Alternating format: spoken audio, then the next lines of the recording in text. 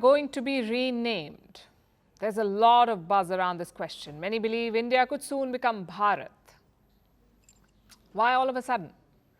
Well, two reasons for that. Number one is this invitation.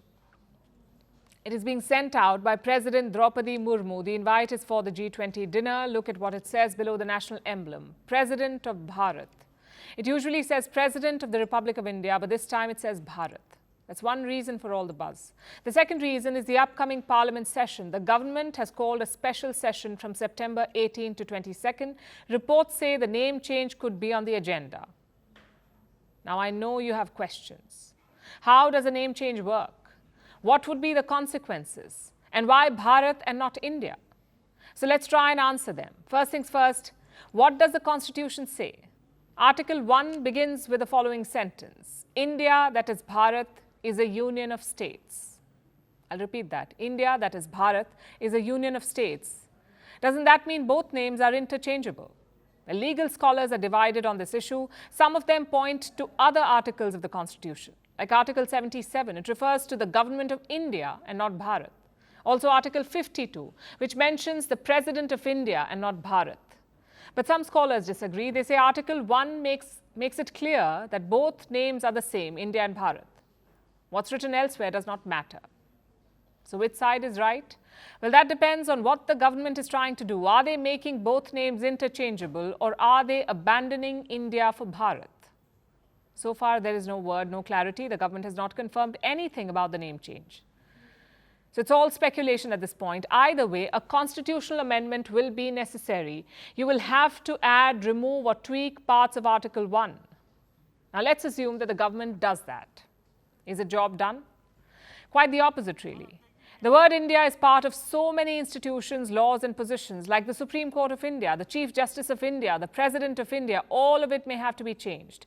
Every article of the Constitution mentioning India may have to be amended, and even then, there is a final test. Such a move will likely be challenged in the Supreme Court. In fact, it already has been. In 2020, the Supreme Court was hearing a petition. The petition wanted to drop India from the Constitution. And what did the court say? It dismissed the petition. It said, India is already called Bharat. So my point is simple. Even if the government wants it, it will not be easy. There are multiple political and legal challenges to renaming the country, which is why it's important to understand what this debate is about. Where does India come from? Where does Bharat come from? And how are they different? Well, Bharat dates back to Puranic literature. We have different versions of it, like Bharat or Bharatvarsh. Even the Hindu epic Mahabharat mentions it. Mahabharat. Bharat is defined as the land between the sea and the snowy mountains. Sort of fits India's geography, the Himalayas in the north, the Indian Ocean in the south.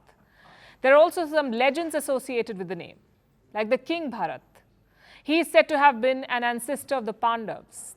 The belief is all people in the subcontinent descended from him. So the land he ruled became Bharat.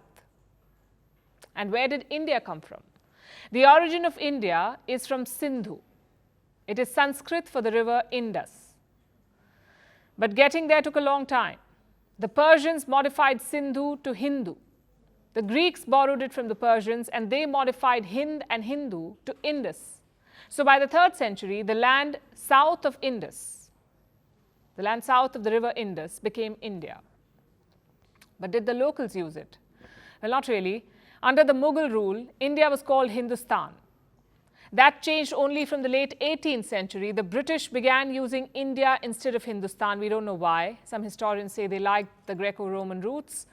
Then came 1947. India became an independent country. The makers of our constitution also debated the country's name. Some wanted Bharat instead of India. But in the end, all such proposals were voted down, and the current one prevailed. India, that is Bharat. Today, there is also political context to this debate. In July this year, India's opposition parties announced a new coalition, a coalition called India. It's an acronym, actually. Indian National Developmental Inclusive Alliance, INDIA. Around 26 opposition parties are part of it.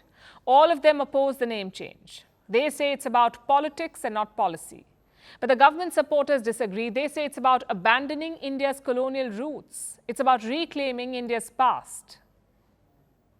It's hard to say how this will play out. Even if India changes its name, it won't be alone. Many others have done the same. Turkey, for instance, is now Turkey. The Czech Republic is Czechia. Swaziland is Eswatini. Holland is now the Netherlands. Siam is now Thailand. Burma is Myanmar. Each country had its own reason for the name change. India's reason could determine the outcome of this endeavor.